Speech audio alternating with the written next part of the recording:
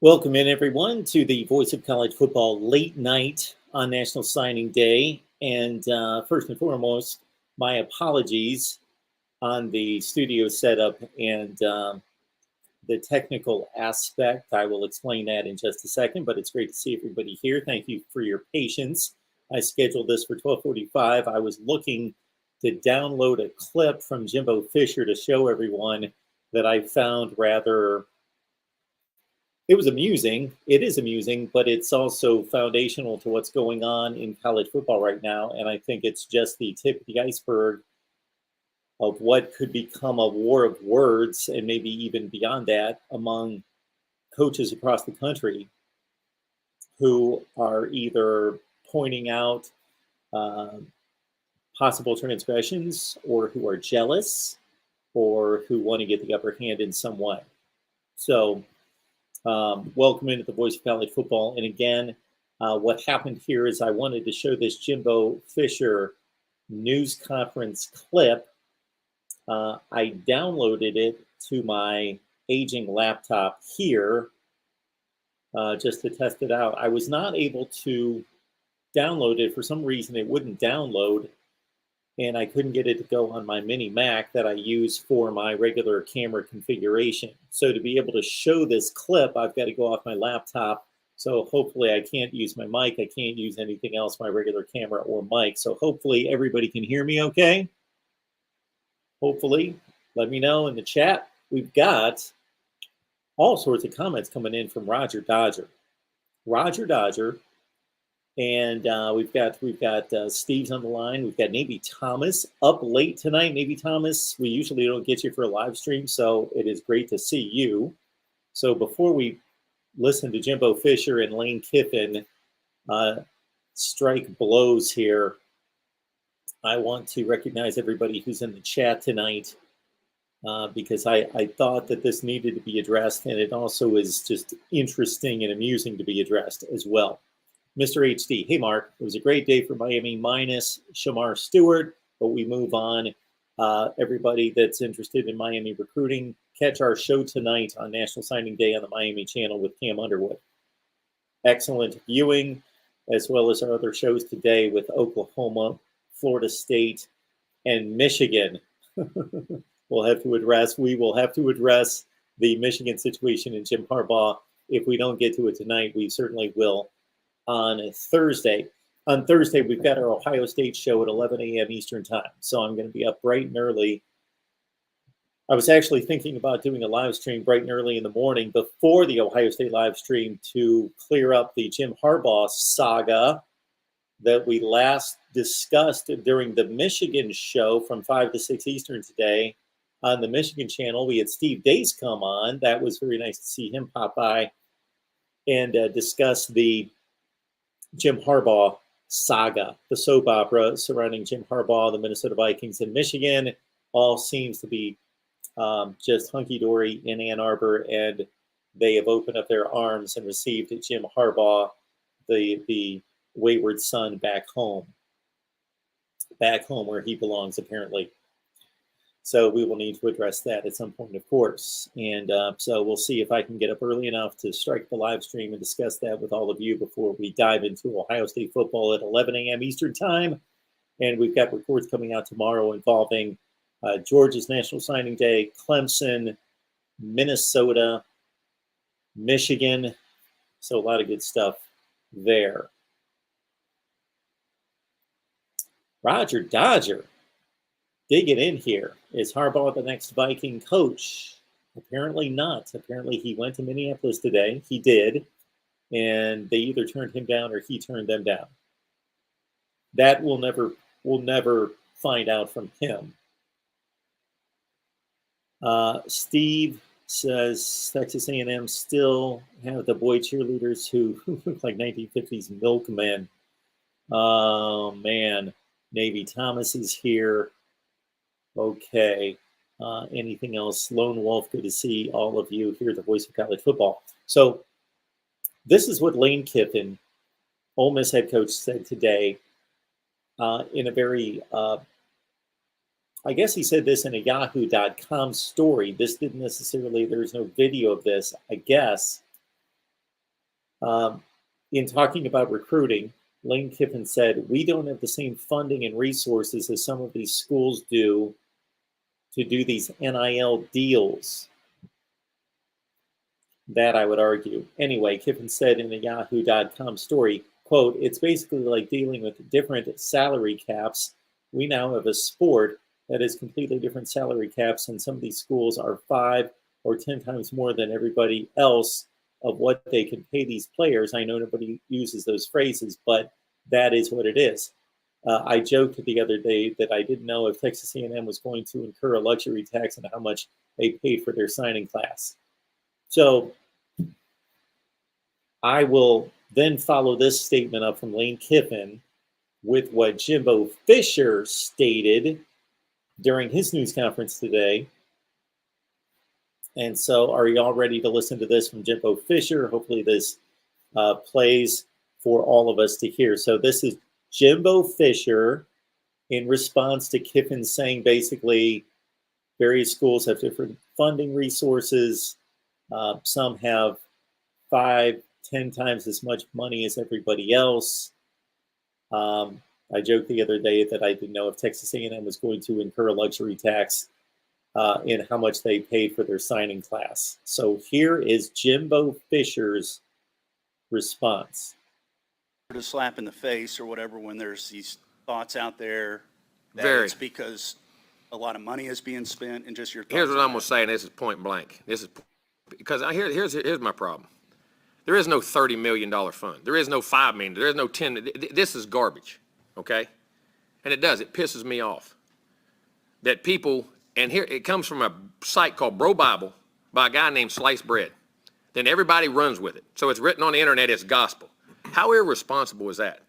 I'm going to tell you, there's some very reputable writers in college football and sports that wrote it and have said it and have done things. That's unbelievable to me.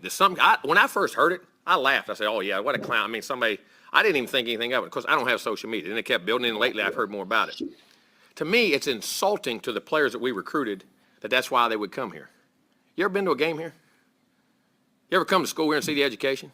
You ever talk about the 12th man, the Aggie Network when you're done? There ain't a better university in this country. And it's insulting to what you say. And all these, and we got writers who have said it and done it off Sliced Bread. A guy named Slice who made it up. Love to see who Sliced Bread is and put it out there with Sliced Bread. Let me find out where it comes from. And then to have coaches in our league and across this league to say it, clown acts. All right? Irresponsible as hell. Multiple coaches in our league. And the guy's griping about NIL, griping about transfer portal, using it the most and bragging about it the most. That's the ironic part. You want character? I'll take it with any of y'all. It's a joke. It does piss me off. The other thing, when you look at vice president, I get another one. Vice president of Notre Dame. Supposed to be a reputable university, right? That's a heck of a person leading a reputable university. I'd be real proud if I hired that guy. Read it off Sliced Bread. But they say it because it's written on the internet.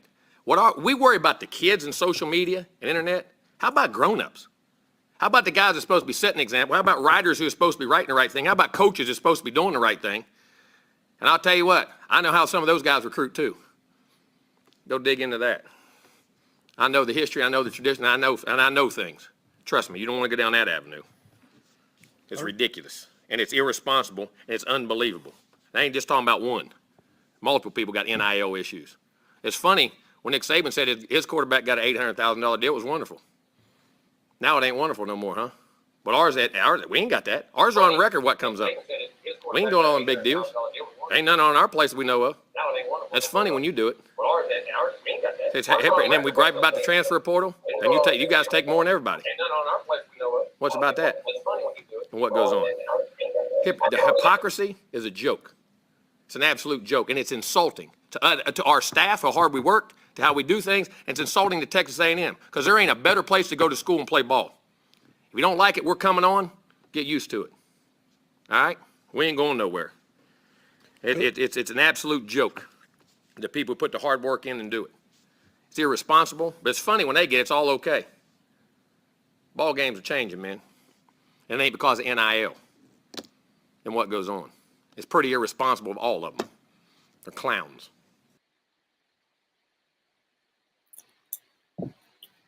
So I don't know what your response to that is. Lane Kiffin taking his shots across the bow, and then Jimbo Fisher firing back. But I gotta say that I really can't fault anything Jimbo Fisher has to say, because what do we know? What do we really know about what's going on out there?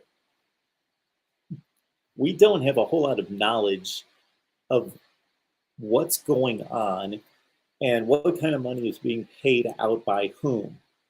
Okay, Texas and Texas A&M are taking all the shots from everybody concerning NIL. Seems as though Texas A&M and Texas are taking the shots from everyone that they are paying the exorbitant amounts all over the place, and they are just showing up at players' homes with truckloads of money.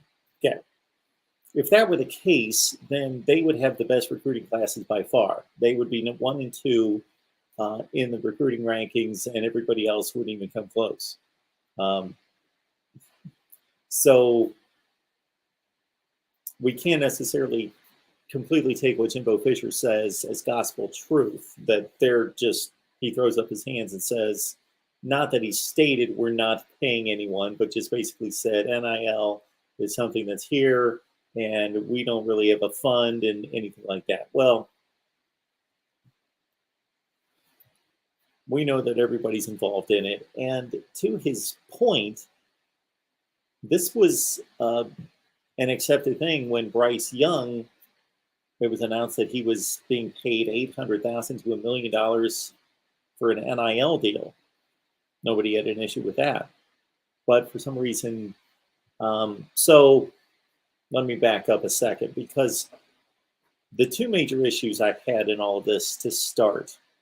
So back on July 1st of last year was the first year of NIL.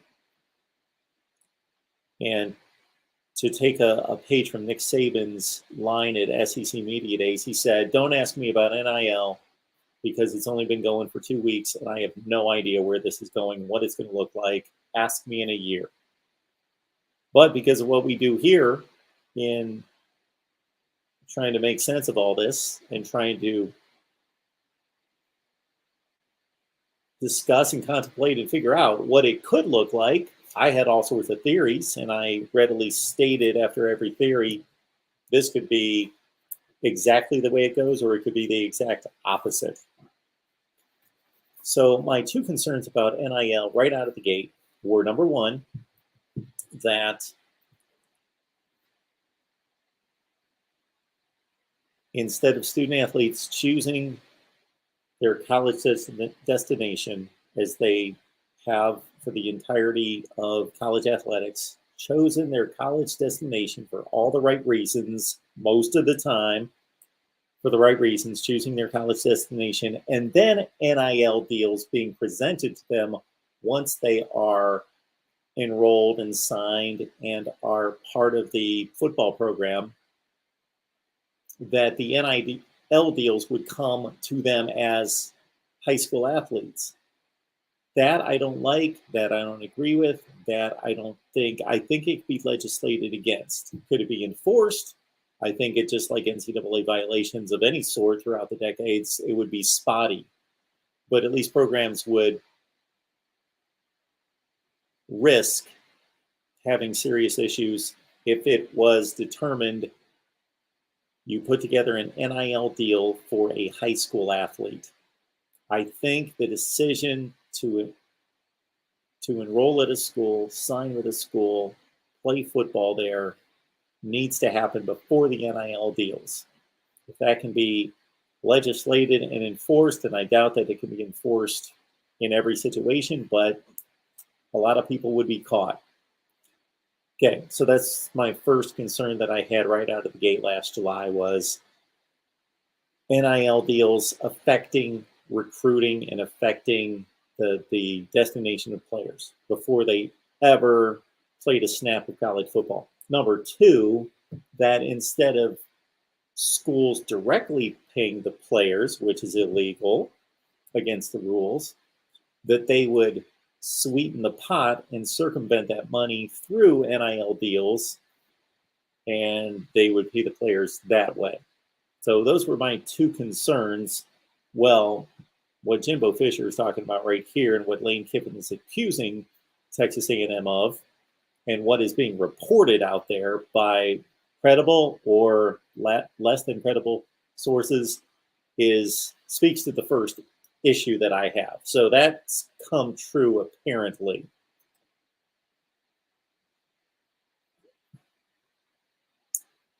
We got Mel Kiper here. Mel, man, I've been a fan for many years. Good to have you here. Lane Kiffin does not want the smoke.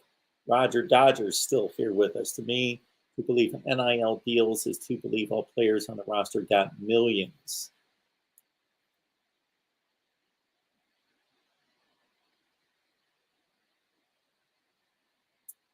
And I see that super chat. I will get to it in just a second. Thank you so much for that. Jay Shipes.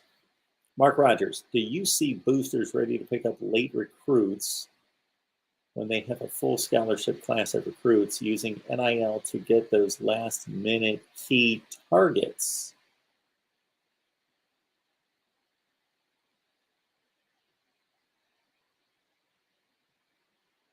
Okay, so if I'm following your question, you're saying that the scholarship limit's been reached. There are no more scholarships to give, but the boosters are going to go after late recruits. I don't see where the boosters would be any more involved for late recruits than they would through the entire recruiting process.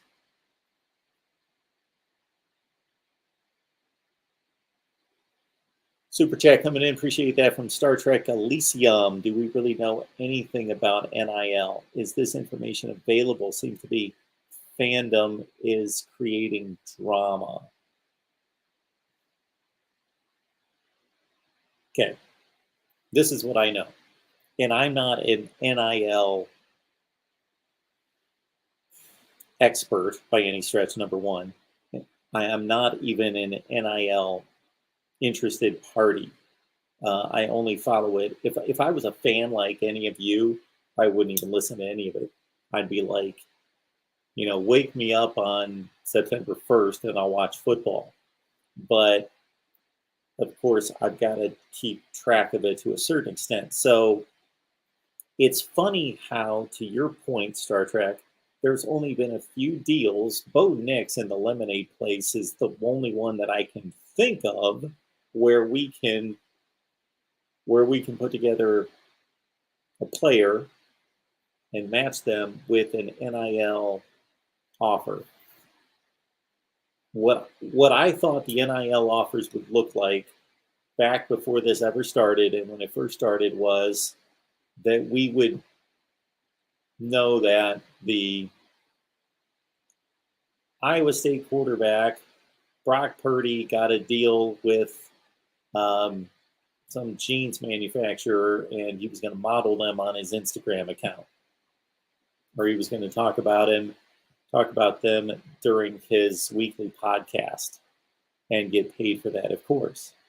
I'm not seeing the work that's being done by the athletes. It just looks like gift money. Name, image, and likeness. Yes, that's not hard work, but at least you put in the work as a football player, and it's work in that you are trading your value as an athlete through name, image, and likeness in exchange for payment. I'm not seeing where this looks like gift money. This is the issue that I'm having with this right now. So I'm not understanding something. NIL, going back to the very, I will say at least modern origin of this, or example, would be Johnny Manziel.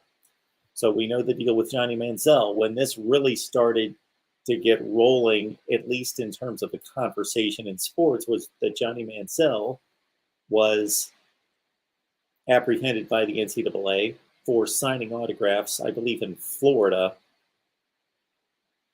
And what ended up happening was that he was suspended for the first half of the opener.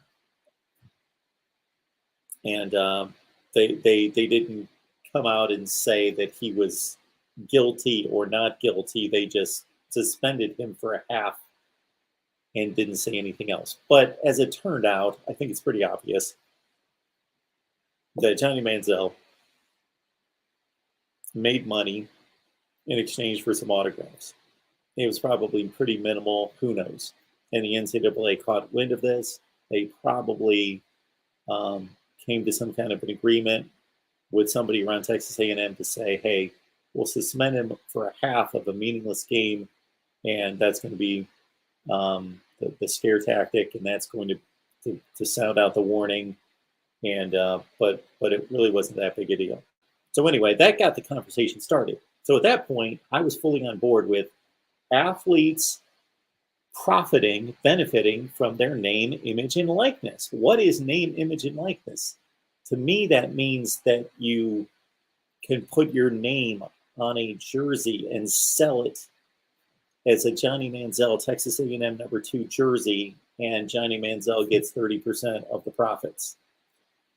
That college football players can show up at Joe Blow's laundromat or at the car dealership and sign autographs and make money. That they can advertise, such and such jeans, or Bo Nix, the lemonade company, and put their name on a product. So are they really doing much work? No, but technically they are. They're benefiting. So there's at least an exchange, because the whole deal is that student athletes have not been able to, full scholarship student athletes have not been able to go out and get a job to earn money, which is basically not fair. So this is a way that they are profiting from their celebrity and being paid for it. So at least it's providing a service or goods, name, image, likeness, for money. But I'm not seeing this exchange. Am I missing something here? I'm not seeing the exchange. This is gift money.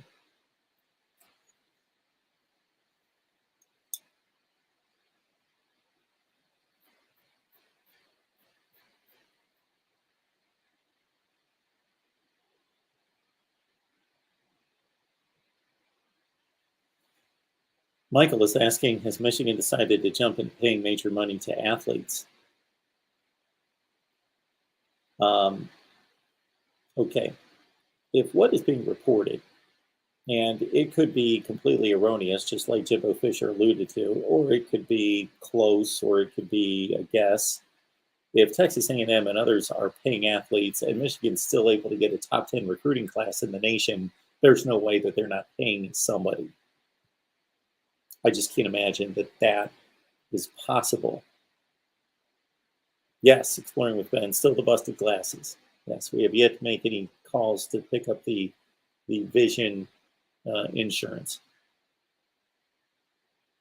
which I need to do. Yeah, exploring with Ben, I could use some sleep, but man, this just hit me, and I kept going back and forth on whether I would go live concerning this, but it seemed like it was going to be a big story and something that, again, I find it amusing, but I find it to be maybe just the tip of the iceberg. You have Lane Kiffin, and we know Lane Kiffin's not like any other coach, or few are like him that are going to say something this stupid. And I think it is stupid of Lane Kiffin to make stupid comments. I just think it's idiotic for him to make jealousy kind of statements. And then Jimbo Fisher responds, and he's pissed off. And some will take either side. Of course, the certain fan bases will line up on their particular side, even though if their coach did what the other coach did, they would line up on to back them. But for all of us neutral folks, you can pick a side. Is Lane Kiffin right in calling out Jimbo Fisher, Texas A&M? Is there something that he possibly knows that nobody else does, or that is being assumed, or that is being taken as truth? It's being reported as Jimbo Fisher, sliced bread. Who is that? I don't know. I don't know if they're reputable or not. With a name like Sliced Bread, I kind of think not, but why judge them by the name? So, yeah, we're going raw tonight, Roger Dodger. I wanted to be able to play that clip. The only way we could do it is off of this ancient 7-year-old laptop. So yes, so that's what the deal is, Eric. I wanted to play this Jimbo Fisher clip that I played at the beginning. So we had to go old school and ugly off the laptop. There you go, to real MVP. Has anyone seen any advertisement from NIL? And yes, I will be going live and taking calls here in the next few days. So we will get all of your opinions on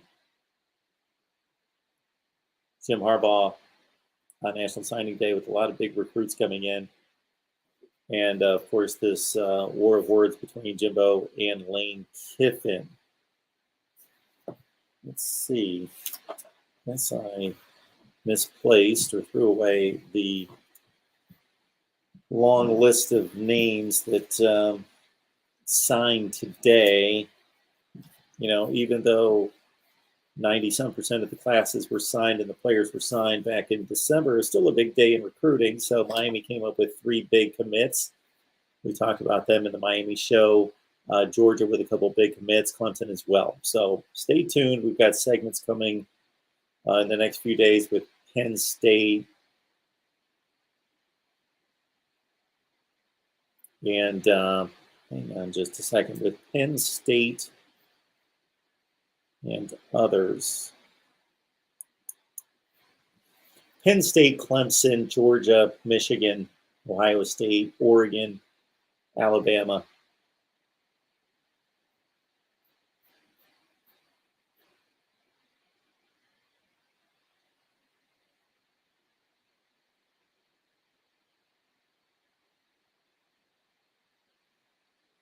Connor Johnson says JT Daniels to Oregon State. Wow. Okay.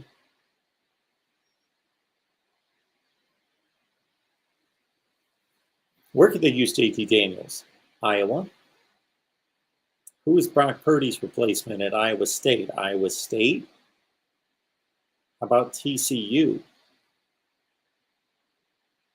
How about Stanford?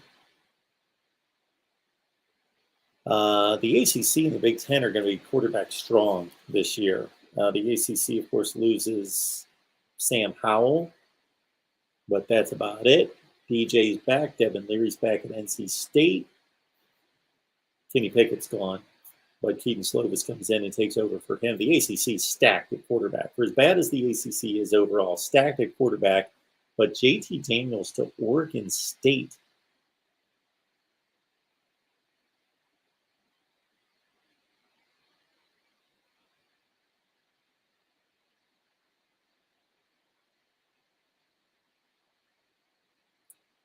Michael is asking, do you think we will see regulation on the amount of money a school can give athletes to level the playing field?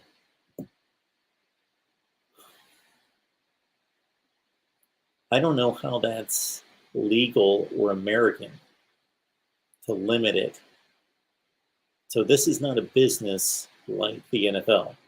The NFL can put a cap on its athletes because the cap is directly tied to revenue. So in order to run a business, just like any corporation or any business, they pay the individuals based on what their value is in the marketplace, but also based on how much money the business makes. So the NFL has a salary cap and other sports have salary caps because they tie the amount of money that is budgeted for the players to the amount of revenue. So let's say the league brings in $1 billion, and to use very simple, easy math, the league brings in $1 billion, and the salary cap structure says we give the athletes 50%, then they get $500 million. So there's your salary cap divided by the 30 teams, and that's what the salary cap is. But in college football, how do you, that would be like saying, somebody coming in and saying, Mark, we're going to limit how much money you can make on YouTube. Now, YouTube can do that as a private business, obviously, to say, we're only making so much money, therefore we can only pay our creators X number of dollars. That makes sense. Again, that's within the business structure. But like the government It shouldn't. It's un-American, and I am adamantly against the government coming in and limiting the amount of money that somebody can make. It should be a free market system, and see that's the deal here. Is unless the NCAA or whatever the organization is wants to encapsulate all of college football and make it a business and pull everyone together, and therefore Vanderbilt and Alabama and Ohio State and Rutgers, and I'm taking the top and the bottoms of these leagues, Oklahoma and Kansas, etc., want to share money and be a business, then that's possible. But as it stands right now, how is it in any way a free market or capitalism to limit the amount of money that if a ton of rich Texas A&M boosters want to pay athletes, this cap we're going to put on it is based on what? We just don't want them making that much money? Is that really a good reason? And who's to say what's too much money? Whatever's too much money to you may not be too much money to me, or too much money to Roger Dodger or to Davey Thomas. So salary caps are based on business structures. There's no business structure here.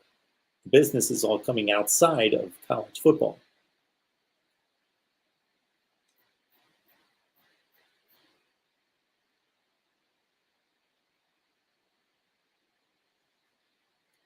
Eric, Mark, how did signing day go for Ohio State? There was really no signing day for Ohio State. Everything was wrapped up. They've got the fourth ranked class in the country.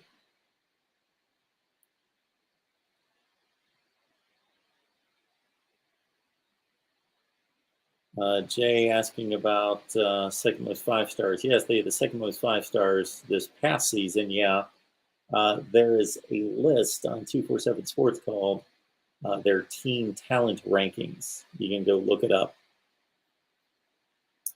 This past season for 2021, it was Georgia 19, Ohio State 16, Alabama 14. I believe that was the rundown. Oh, I think I know Kyle's in the house. Appreciate that. No trolling from Kyle. Of course not. I hope nobody was calling Kyle a troll. Come on. So do you guys have a side in this? Jimbo Fisher versus Lane Kiffin?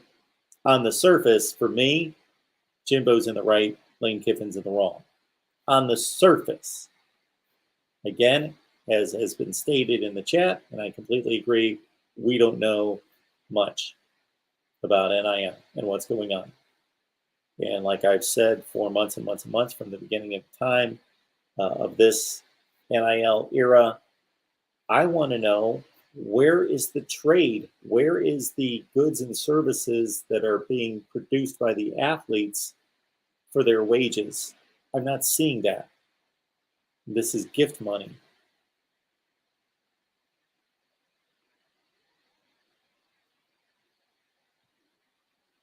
Yeah, Jimbo seems to be right because number one, there's no rules. Number two, Texas A&M can't be the only ones doing it. Now, somebody might be jealous that they collected the most money and are giving out the most money. Somebody can be jealous about that, but who's to say who's allowed to give the most money or not give the most money? So if you're all playing the game, like if let's say Lane Kiffin and Ole Miss, let's say they collected $5 million for their athletes, and Texas A&M collected $30 million. It's completely hypocritical just to get mad about the process because your school doesn't have as much money as some other school and don't have those resources.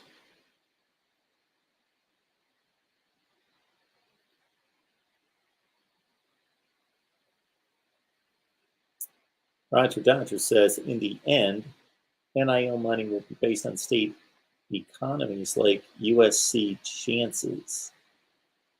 State economies. Well, it's private money.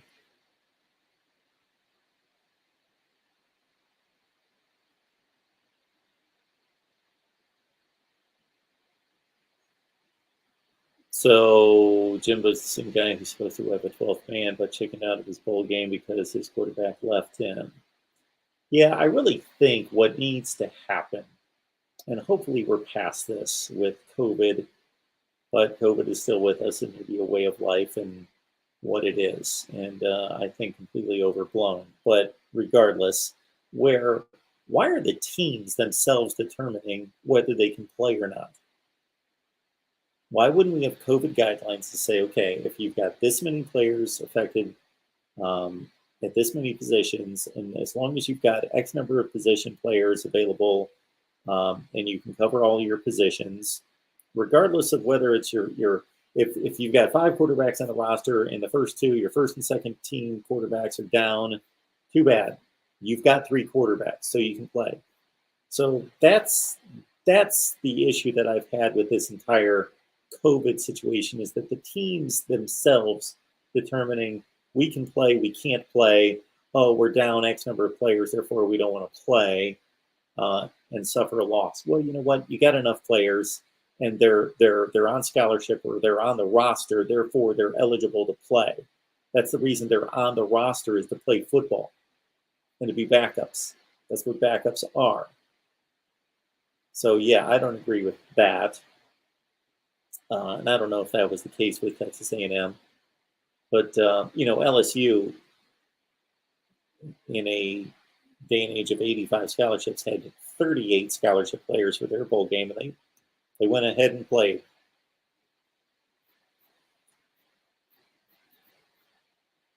Good to see Kyle here tonight. Appreciate you being here, man. That oil be pumping out the ground daily in Texas. Money, money, money, money, money, money, money, money, money. Yes. You got it. You got it.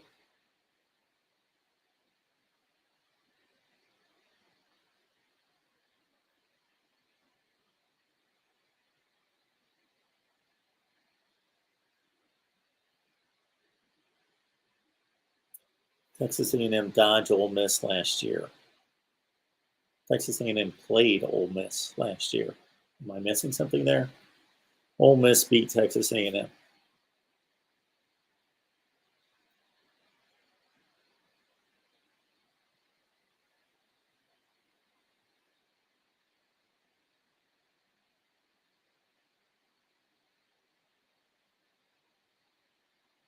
Traveling fools. Yo, yo, yo, yo, yo, yo, yo, yo, yo.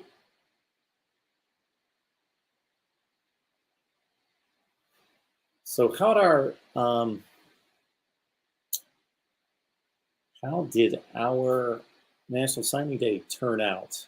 Let me make sure we're not missing anything. So again, everybody, we had a Miami live stream today, Oklahoma, Michigan, and Florida State. We've got Ohio State tomorrow at 11 a.m. Eastern Time. And then I went live at about 3 o'clock in the afternoon to update everybody on the signings.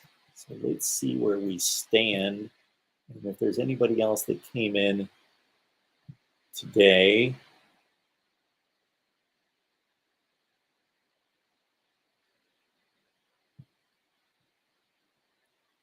The last Power 5 signee, man, a lot of activity out of Air Force and Coastal Carolina and Louisiana and Hawaii.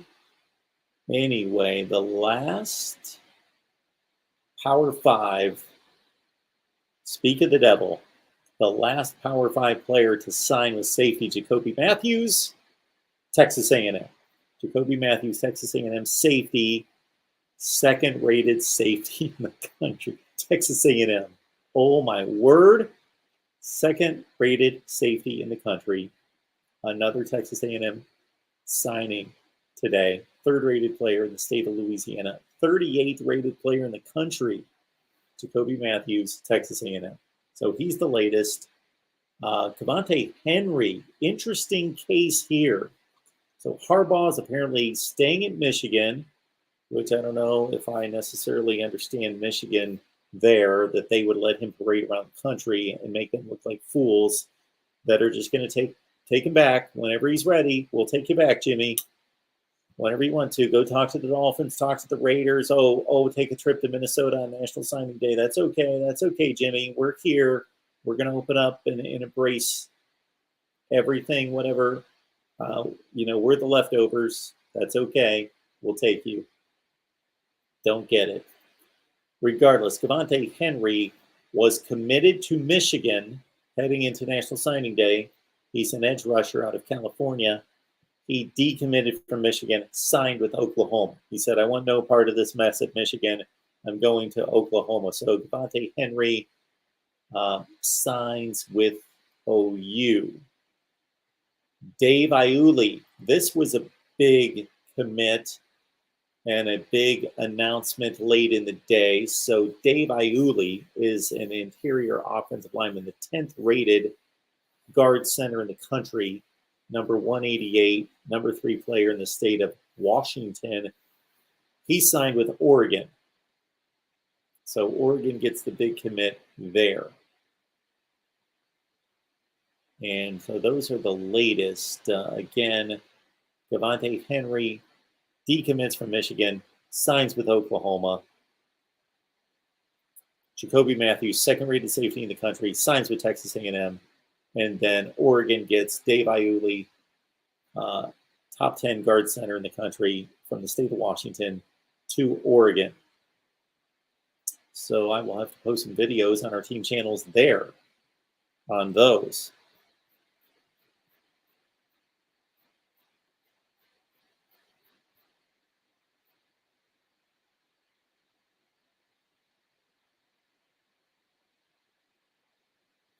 Real MVP, how come nobody asked when Jimbo is going to win big games constantly or consistently, possibly? He's only had one good season at A&M. Well, when you're recruiting like this, you get more time. Oh, exploring with Ben, let's do that. Well, do I have that listed here? So everybody, here's the deal. I think I've got it here.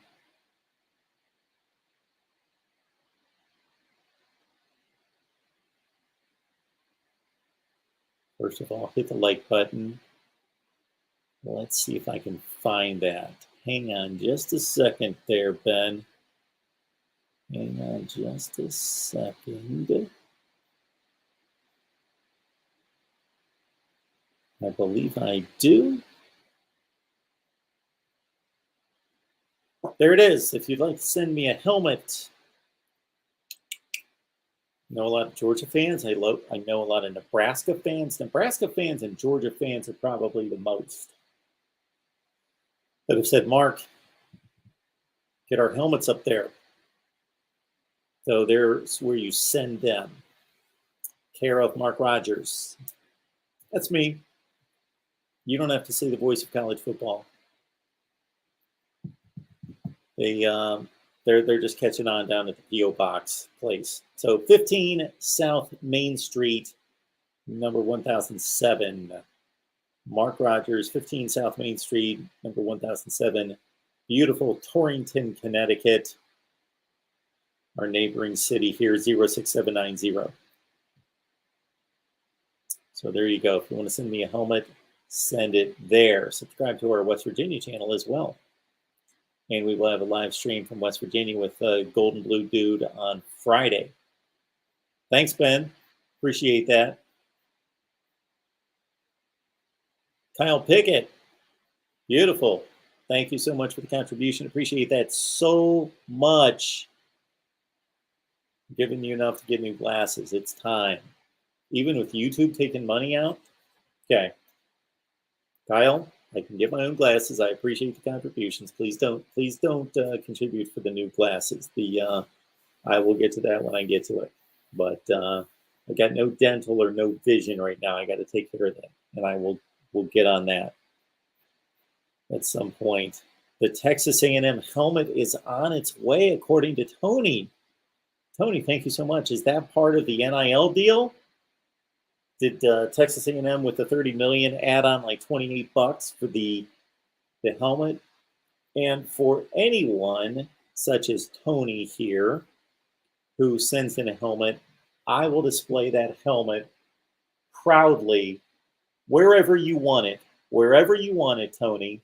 When that Texas A&M helmet shows up, we will display it proudly wherever you want it for 30 days. And the only exception is going to be when we have a video or a live stream for a particular team. Like when Miami, we just did the Miami show tonight, and I tend to, if I think about it, I try to present the team that we're talking about. But otherwise,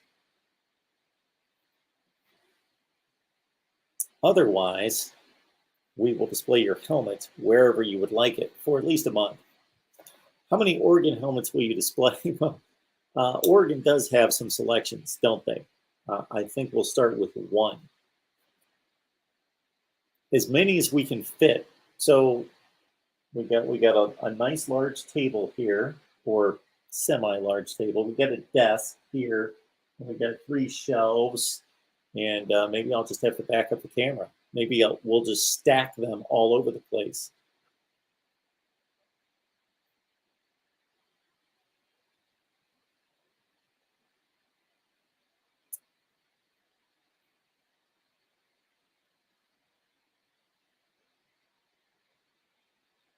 Hey, Justin, good to see you. Exploring with Ben. Me and Eric going to load up those Oregon helmets on your shelves. All right. Have we talked about Harbaugh yet? Jose, we have not. So, do we get into this now? Oh my goodness. I'm going to talk to Justin Rowe, our guy from Blue by 90 podcast tomorrow. So we've got to record tomorrow at noon Eastern. Maybe I should make that a live stream. I'll see how much time Justin has. We can make that a live stream. Maybe. What do we get into there with Harbaugh? My goodness, I'm talked out on Harbaugh, and it was all having to do with him going to the Vikings. So I will say this, first and foremost, in regards to our coverage here, my defense for our coverage here, I do not like that we did a live stream last night reporting that Jim Harbaugh was taking the Minnesota Vikings job, and then that turned out not to be the case. Here's the deal. We're not, as the voice of college football. So for some of you, I'm the voice of college football, but we are all the voice of college football. We all got a voice here, and our platform is the voice of college football. You've got a voice. I've got a voice. Our guests have a voice. So we are all the voice of college football. Okay. So I'm not a news agency. We're not a news agency. So I do not report the news. It would be stupid for me as one person to try to report news, because once it's reported, everybody knows it in 3 minutes. So it's the internet, and everybody's going to know the news anyway. Our job is to analyze, discuss, debate, break it down, try to bring some analysis to it, hopefully have fun, and break it down. You guys know what the deal is here. Break it down from all angles. The numbers, the analytics, the history, the whatever is involved. So a number of people contacted me last night. I was doing, I think, a Nebraska live stream that Harbaugh was going to Minnesota. So I looked it up a bunch of places. I saw it at, first and foremost, the Wolverine. And then it was also reported at NBC Sports and On 3, which I believe is the ESPN. No. That is the former Rivals platform, I think. So anyway. And so that's probably the Wolverine connected to On 3. And then Yahoo Sports and NBC Sports confirmed, or at least parroted, the original report. So I went on and simply said, this is the report. I'm not reporting it. I'm not telling you it's truth, but it's out there, and it's being reported by what we believe to be reputable sources. And so then we proceeded from there with our breakdown and analysis of Harbaugh's decision, of Michigan's decision, of possible replacements. So that's how we That's how we approach all of that.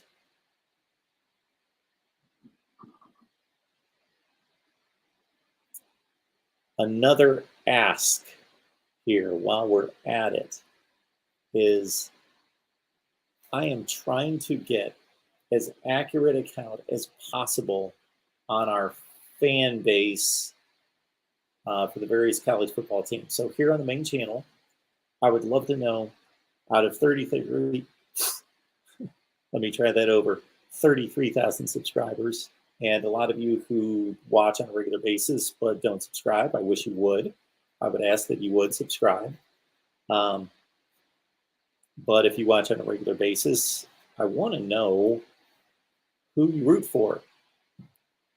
It would be phenomenal if I got 33,000 subscribers to all respond, and then I would know exactly that we've got 9% Ohio State fans and 2% West Virginia fans and 13% Oklahoma fans, and whatever the distribution is. That's what I would love to know. That would help me to create content. So please hit me up at markrogers.tv@gmail. So this is for sponsorship as well. Hit me up at markrogers.tv@gmail. But specifically, let me know who you root for by sending me just a line. Some people have just said, hey, Mark, I root for Penn State. That's the end of it. Other people have written me paragraphs. Hey, if you want to write me a paragraph, tell me how you became an Ohio State fan or a Michigan fan or why, and give me your life story if you want to. I enjoy reading your various stories and backgrounds. But if you just want to say, Mark, I'm a Stanford fan, great. We have not had any Stanford fans respond yet. But hit me up at markrogers.tv@gmail.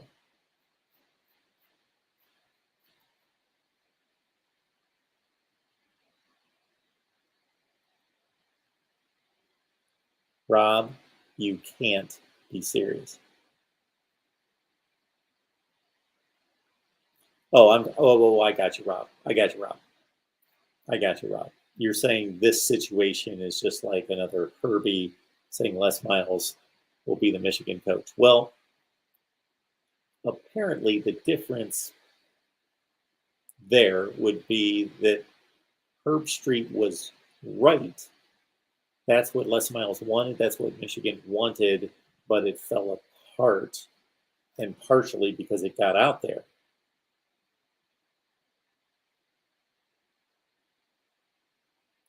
Roger Dodger says, with Minnesota interviewing someone else for hours yesterday, should have been a red flag for you, Mark.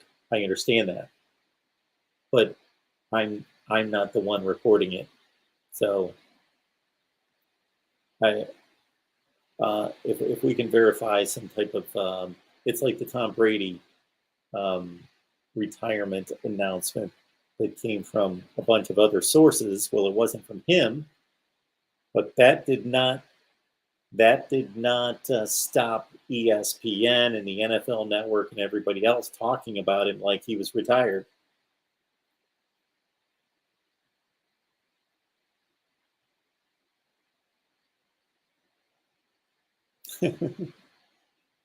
Eric has created a bunch of artificial accounts to send in and inflate the Oregon numbers. And because of that, I will be producing nothing but Oregon videos about 3 months from now.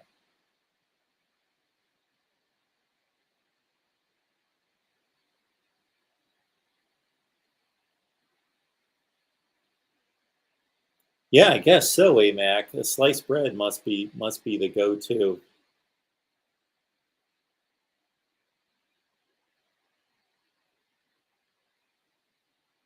Mark, I know you're impartial to a fault, maybe.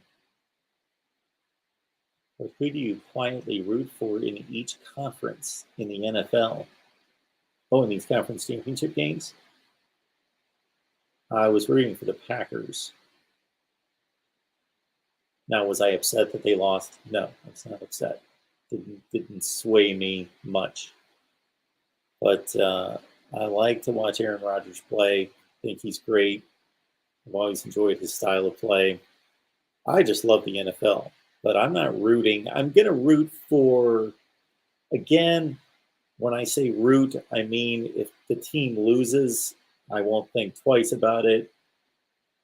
But I'm going to go with the Bengals. I like Joe Burrow. Something about the Rams, I guess there's too many, they've accumulated too many stars through free agency. I like the Bengals story. I like that they were 4-12 last year. Joe Burrow. They got 3 Buckeyes on defense: Sam Hubbard, Eli Apple, and Von Bell. So I'm pulling for the Bengals.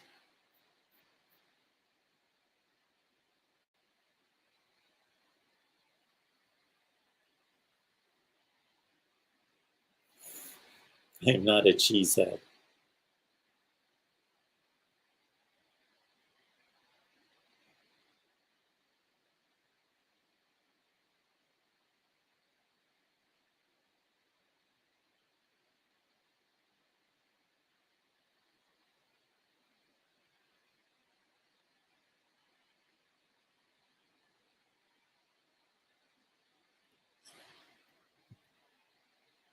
So on Thursday, we got Minnesota segment, Clemson, Georgia, Michigan. We've got the Ohio State live show. We've got an Oregon segment late. And Penn State coming up on Thursday. We've got the Miami show on Thursday at 8 Eastern, hopefully with a wholesome one. All right. I just wanted to address Jimbo Fisher, and if you missed it, I played the clip off the top.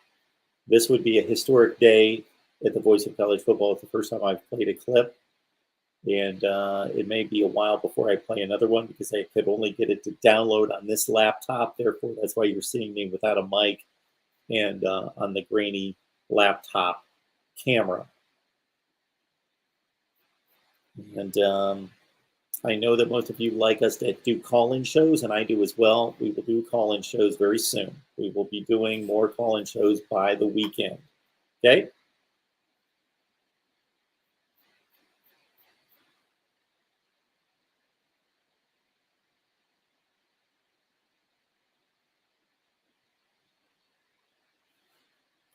Thanks, Eric. I appreciate it. It will be displayed again exactly where you want it.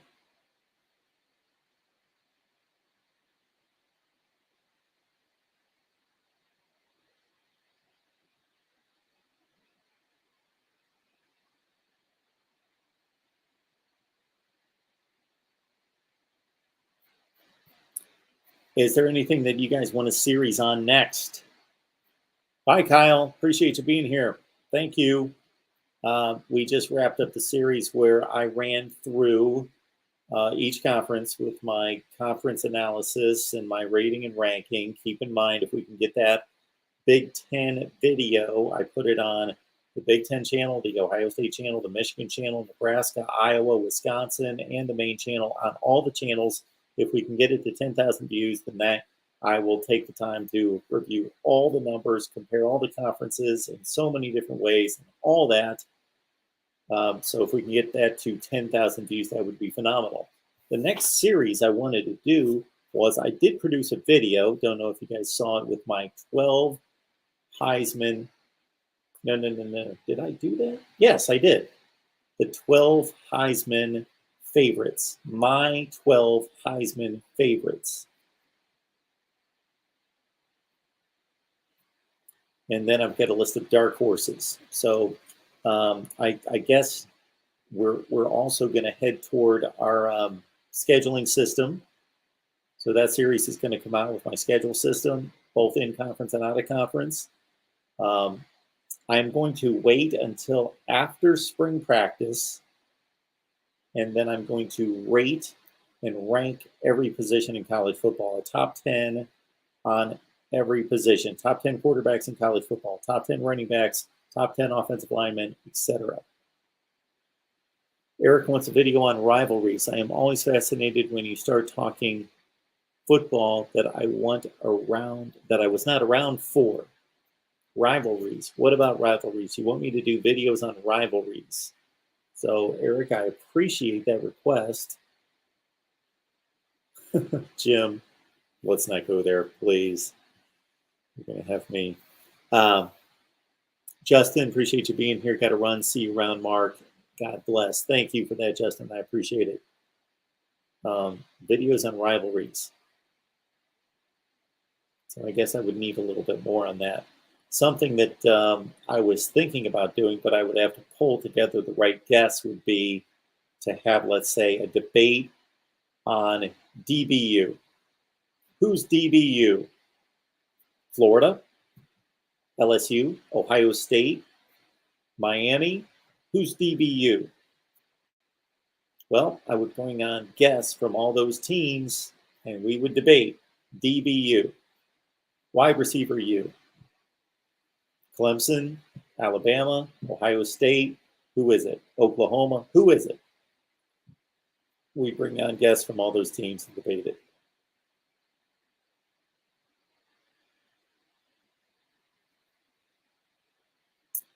Okay, the real MVP. Video ranking on the new head coaches from best to worst. Okay. That I will do. That I will do. What's all this? These are all my Heisman notes. Very nice. And then, okay. All right, so I like that. New head coaches best to worst. I'm going to put that somewhere. I'm not going to forget it.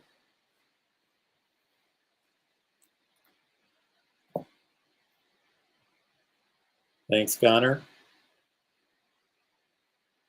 How I would run a college football program. Oh my goodness. Okay, let's go back to the ranking of the head coaches. That's a lot of coaches, actually. With a group of 5 in there too. Okay, I like that. We'll do that.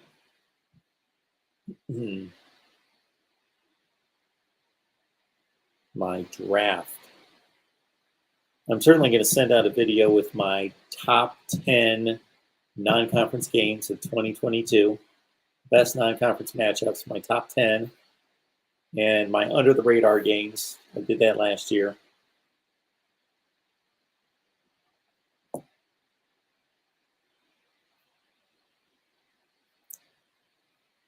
Eric, so I appreciate your request, but see where I tend to do better there. You guys may not agree, but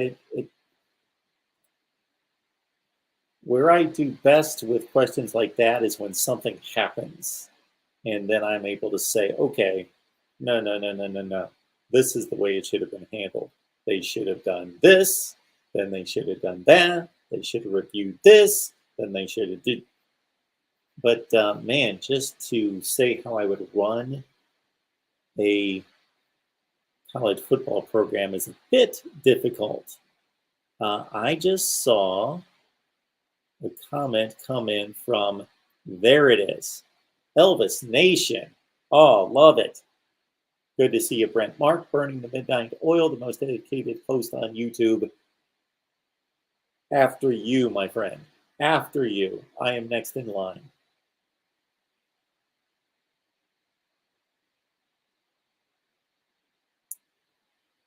Power 5 sleepers to compete for conference titles in 22.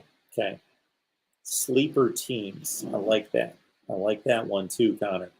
Sleeper teams. Top 10 conference games. What was the other one you guys threw out? Oh, the real MVP. Rate the coaching hires.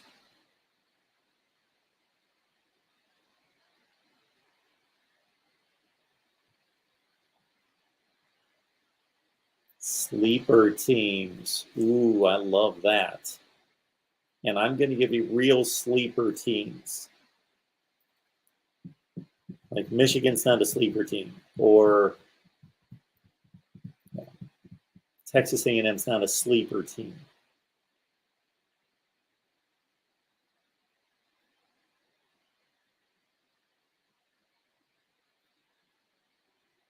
You know, Rob, do you know that you're quoting a song there? I don't like that song, but it's still one by EP. Oregon State, Tennessee. Sure, okay.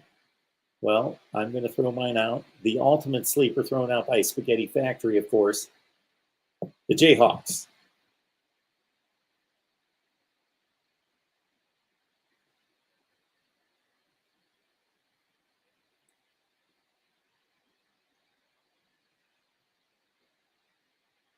Okay. So what I have for my next line of series sleeper teams, I have top 10 non-conference games for 2022. I've got rating the coaching hires. I've got the top 10 conference games in each conference. I've got to unveil how I would fix conference scheduling. I've got to unveil how I would fix non-conference scheduling. So I've done that in the past, but I'm going to freshen up those videos because most of you have not seen those, because I used to produce that when I had like 13 subscribers. So we'll get back on that. My playoff system, of course, and my Heisman dark horses, although I don't know that many people watched my Heisman video. Playoff format. Okay. Rank the best stadiums? I don't think anybody cares about that, Connor. And I've only been to a few myself. I've only been to Ohio Stadium, the Georgia Dome,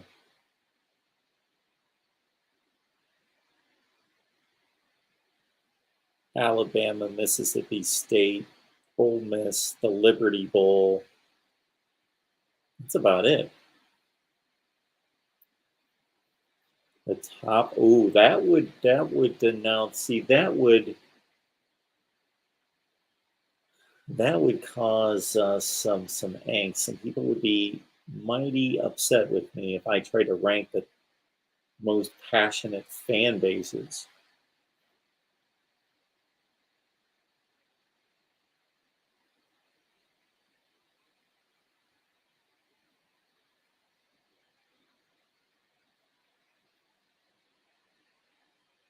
Man, you know what? It seems like college football is a long ways away, and it is. But once I start working on stuff like this is what passes the time, because I will never have enough time, because you guys know with all these team channels that I am basically, anytime there are commits or transfer portal moves or coaching changes, that I'm doing a bunch of videos and live streams on all that stuff, just trying to keep up with the news. Because the other thing I wanted to do this off season was I wanted to rank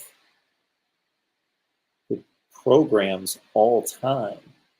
I wanted to come up with a system that included winning percentage, national championships, conference championships, etc., and make an all-time rankings system. I wanted to rank the programs all time. I don't know if you guys are interested in that.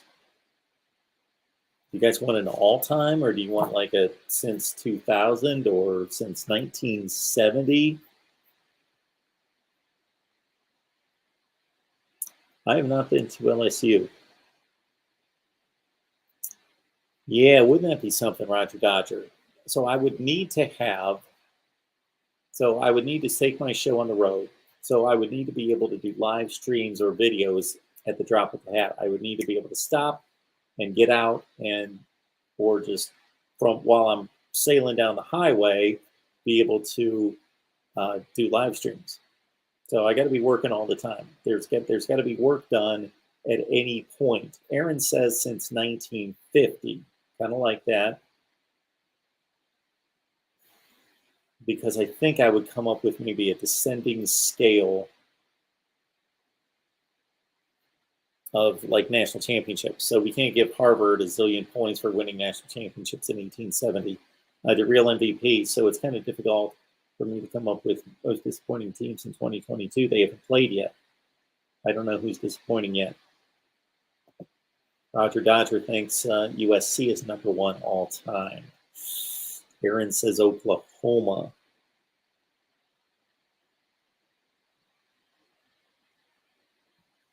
Rob Shea, like since 1950. Why 1950? You guys are just picking out a year. See, I'm going to criticize you a little bit. I'm going to get on you guys because you guys know the deal is you can't pass anything past me without me thinking about it, and I'm going to jump on you if I don't think it makes sense.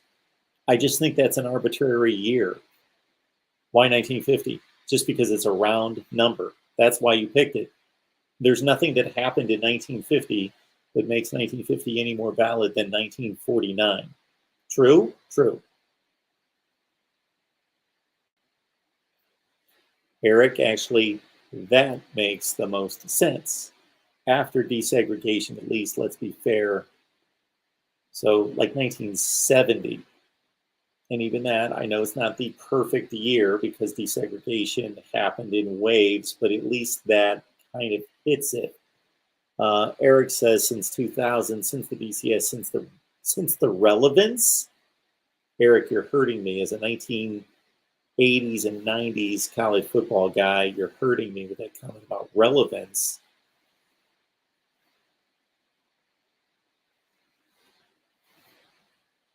Jet Max says 1950 college got back to normal after the war. Okay, the war ended in 1945. So if I could come up with a system, what would be beautiful is if I could come up with a system, put it in a spreadsheet, and I could spit out or enter any year. So I could do all time. Then I could do 1950. I could do 1970. I could do 2000. And then I could do a different video and give you a different list for each one because, of course, it's going to be different for each era.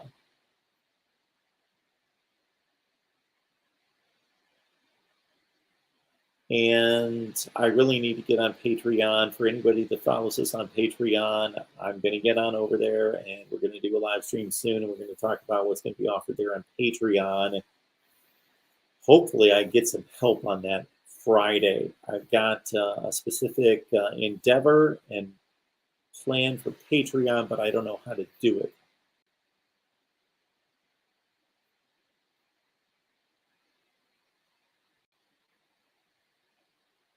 So exploring with Ben, I respect your opinion, but you understand it's just your opinion. You just kind of threw out 9 to 10 wins makes you relevant.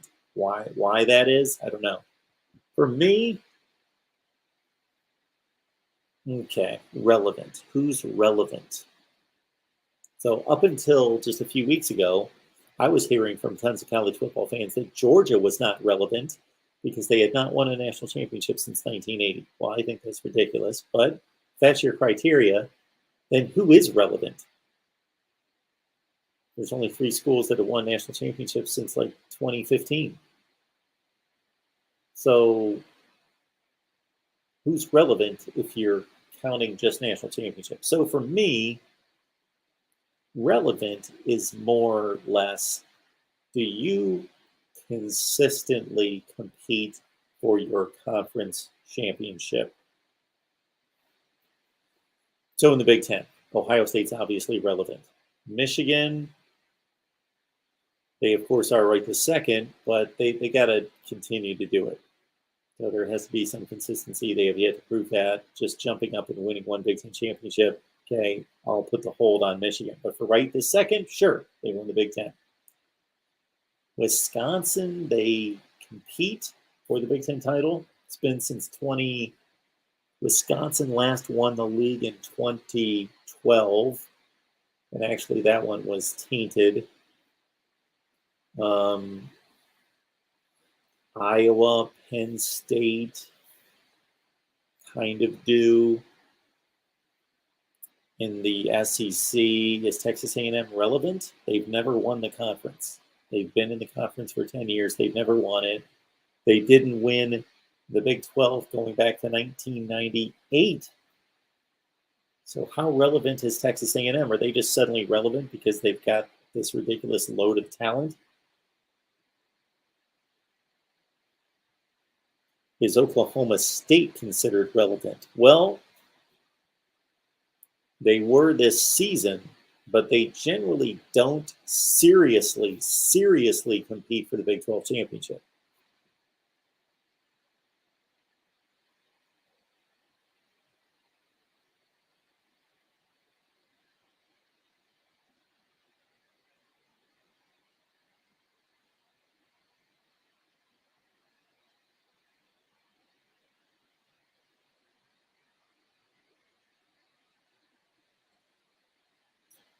Aaron, absolutely. Georgia was a 10-win team consistently with Mark Richt. They finished in 15 years there. He finished in the top 10, 8 out of 15 years. Spaghetti Factory, you know I love you, but I don't know what that means. I don't know. That just seems like a random number. Like there's 25 programs that matter. 25? Is it exactly 25 or is it 22? Or is it 27?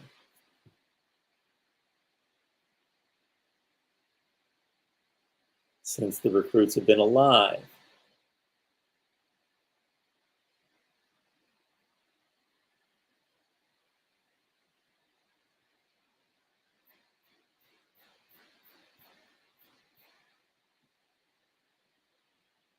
Connor says, I vote we do these late night streams regularly, but make them Pac-12 after dark. So we're going to talk Pac-12, and I'm going to have how many people on here? 8? I'm strictly talking Pac-12. It's going to be the Voice of College Football Pac-12 after dark.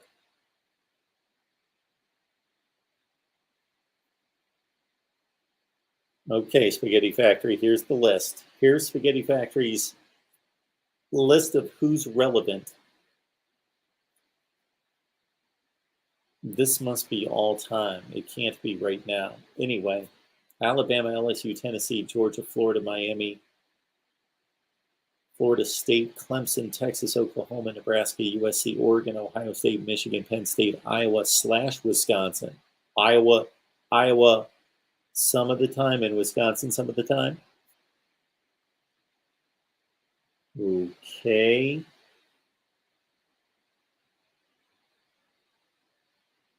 Utah, Notre Dame,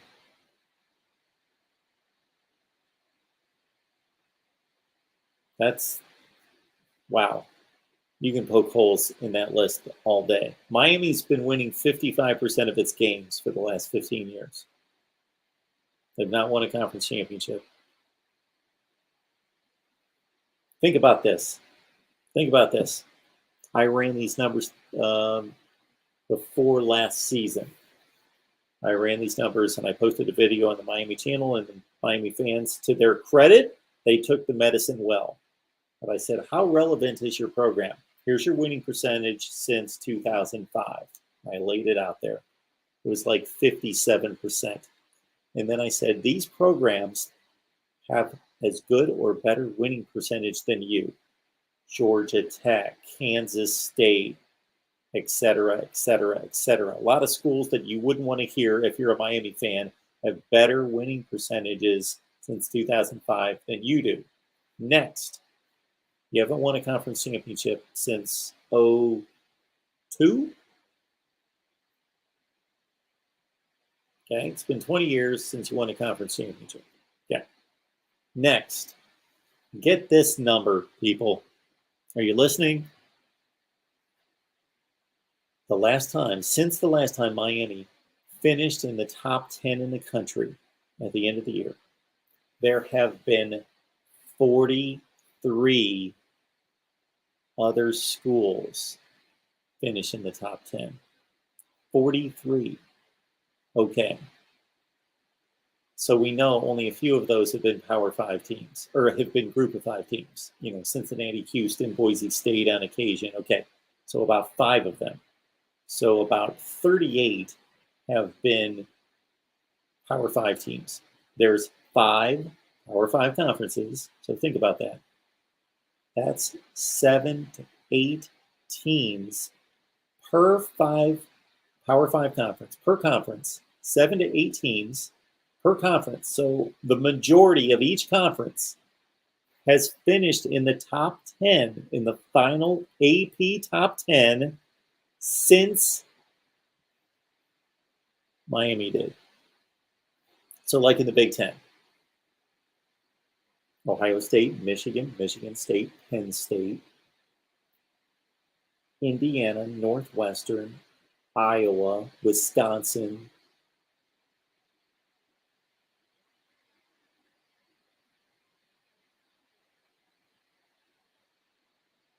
have all finished in the top 10 since Miami last finished in the top 10.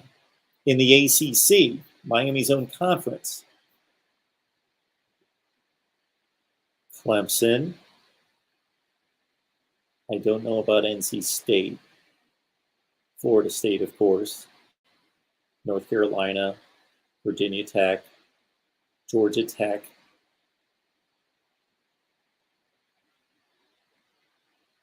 Boston College,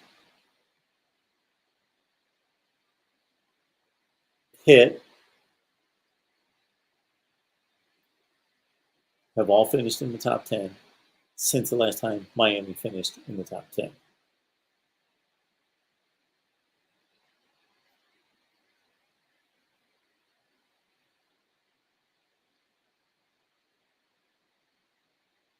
So, Spaghetti Factor, I was just going with the biggest programs in each conference with history. So, that's okay for you to say that. And if that's where you're going with that, just understand like you have no real metric. It's just kind of arbitrary.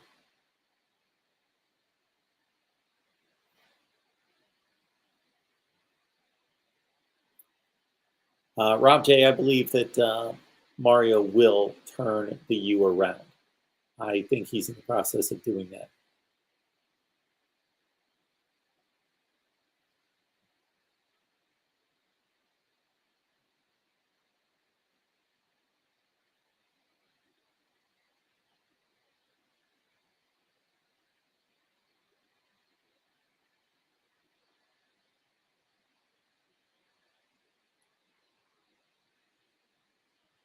Relevance is not about winning.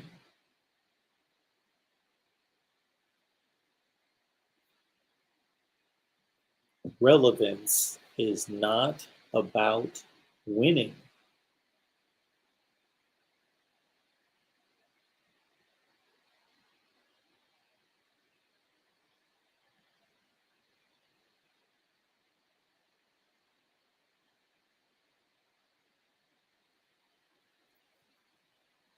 Do I need to read that one more time? Maybe I'm missing something. Relevance is not about winning. Yet, if we all listed our own personal list of who's relevant in college football, what would the one consistency be?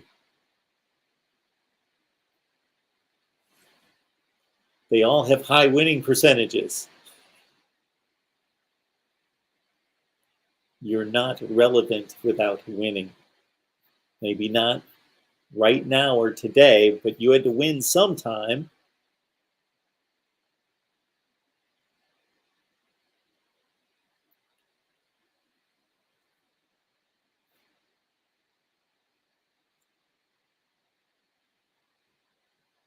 Okay. Spaghetti Factory. Nebraska is relevant and hasn't had a winning season in many moons. Okay. Understand. Okay. If you're talking like a championship winning season, yeah, it's been since 1999. 1999. If you're talking about going to a conference championship game, that would be 2012. And then if you're talking about just having a winning season, 2016. So yes, you are right. Nebraska is not winning. Okay, is Nebraska relevant? It's debatable. Is Alabama relevant? Okay, that's not debatable under any measurement. If Alabama's not relevant, nobody's relevant. Is Ohio State relevant? Yes, they're. So we understand that unless we had somebody in here in this discussion who's a complete moron, who has no perspective on anything, then basically we can all agree on about 4 or 5 programs being relevant for sure. Okay. Then we would start to get to some programs where we would have differences. Notre Dame, Penn State, Texas A&M, Florida. Some of us would be stricter with our requirements of who's relevant. Others would be, no, Texas A&M's really good. Number 1 recruiting class, they're relevant. People care about them. People watch them. They're relevant. Okay. Nebraska, I'm not saying that they're not relevant, but I'm saying that's a highly debatable statement. Depends on your definition of relevancy. And you have a historic slant on it.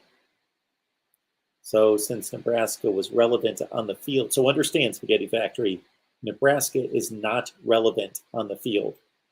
Not at all. They are not relevant. They haven't been relevant for at least a decade. They haven't been relevant since they played in back-to-back Big 12 championship games at the end of their Big 12 run against Oklahoma and Texas in 2009 and 2010. That's the last time on the field, based on my evaluation, Nebraska has been relevant on the field. Nationally, they haven't been relevant for longer than that, 20 years. But at least they were playing in Big 12 championship games in 2009 and 10. So you cannot debate that they're not relevant on the field. That can't be debated. They're not relevant. They suck. They suck. They're horrible and have been for 4 or 5 years. Okay. And even before that, they were marginal. They were bowl worthy. Okay. So you're basing that completely on tradition. So it's still based on winning. You're still basing this on winning. When you say winning's not relevant, you did base this on winning because they had to have all won to be relevant. You're basing Nebraska's relevancy on them winning in the past, right? Right. So it is based on winning. So is Army relevant? When did they stop being relevant? They used to win national championships. They have a great tradition.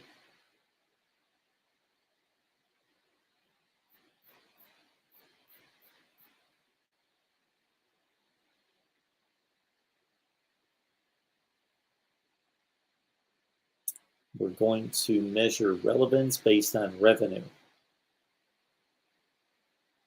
Okay? Based on revenue.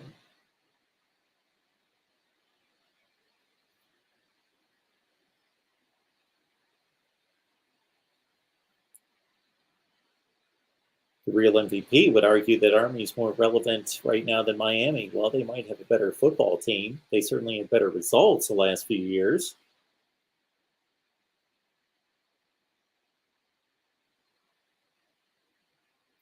Exploring with Ben.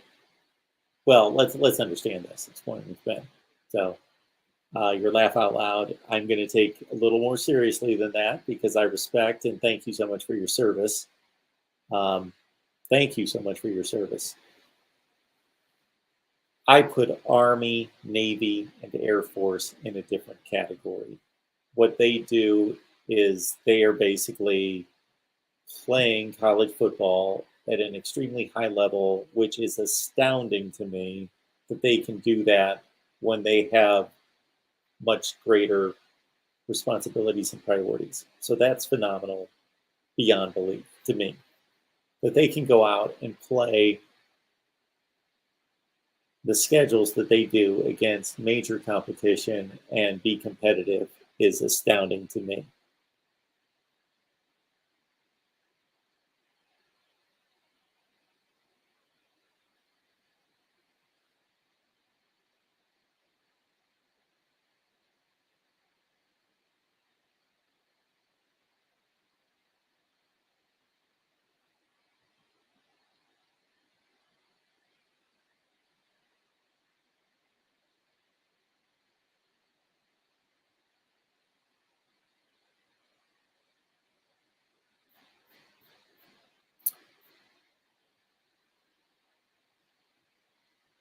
Jim says a team cannot be relevant if nobody watches them on TV. Okay, I'm not arguing with that. I'm just saying that's just another way to look at it. Well, obviously, when you say nobody, everybody is watched by someone. So what's your cutoff point? Like what's a high TV draw and what's not. You know, I may do a series on TV ratings in college football.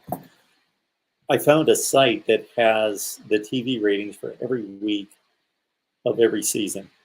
I hope I can find it again.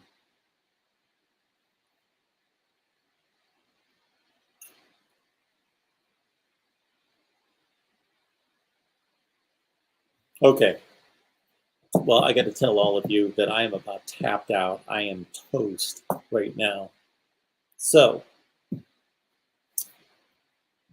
first and foremost, I want to know who you root for.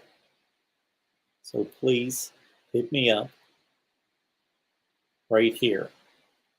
MarkRogersTV at Gmail. Just let me know who you root for.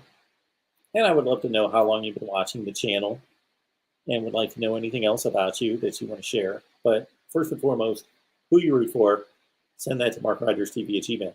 Also, for small businesses out there in particular, not that I am against sponsoring large businesses. If you're Dick's Sporting Goods, if I am speaking somewhere out there to the executive of business marketing at Dick's Sporting Goods, sponsor us here at the Voice of College Football. This has to be one of the best places to become a partner as a sponsor because you know exactly who you're talking to. You're talking to college football fans. So if you sell college football gear, so I can let you know how many people watch, how long they watch, how many subscribers we have, how many we're gaining, all that here at the Voice of College Football. So if you've got a small business or large business, you can benefit from sponsoring here at the Voice of College Football. Hit me up at MarkRogersTV at Gmail, and we'll start there, and we'll set up a phone call.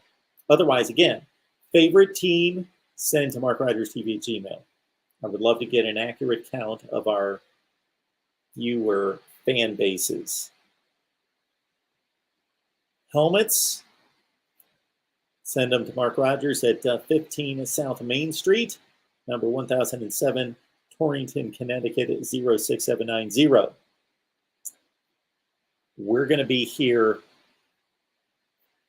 on Thursday at 11 a.m. Eastern Time with Ohio State Buckeyes Live. 8 o'clock at night Eastern, Miami Live. And I got a bunch of records during the day on National Signing Day. All right. Appreciate everybody being here. You guys are amazing. Thank you so much for your support. Again, give me those emails on your favorite football team. And would love to get a sponsor here at the Voice of College Football. Hit me up at MarkRogersTV at Gmail.